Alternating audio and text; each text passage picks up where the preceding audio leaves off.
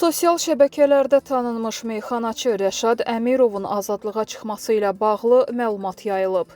Meyxanaçının yaxınları bildiriblər ki, həmin görüntülər bir neçə il öncə meyxanaçı azadlıqda olanda çəkilib.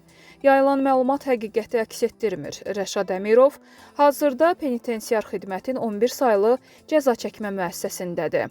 Qeyd edək ki, o 2022-ci ilin 9 noyabr tarixində şəxsi mübahisə zəminində Bakının Qaradağ rayonunda qonşusu İskəndər Mehdiyev ürəyindən 14 bıçaq zərbəsi ilə qətlə yetirmişdi.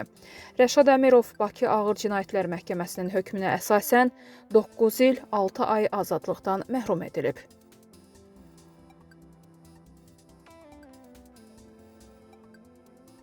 Son dövrlər sosial şəbəkələrdə, messengerlərdə və SMS vasitəsilə göndərilən saxta mesajlar, bonus, lotereya, mükafat qazandığınız kimi vədlərlə vətəndaşların bank kartı məlumatlarını ələ keçirməyə yönəlmiş cəhdlər var.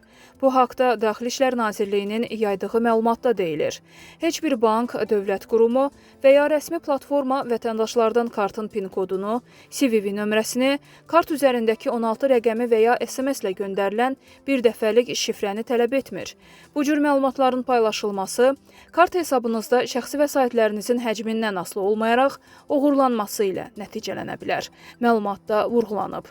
Qeyd edilib ki, şübhəli linklərə daxil olmayın, sayt ünvanının orijinal olduğuna əmin olun, pul köçürülməsi, hesabınız dondurulub və ya kartınız bloklanıb kimi panika yaradan mesajlara inanmayın.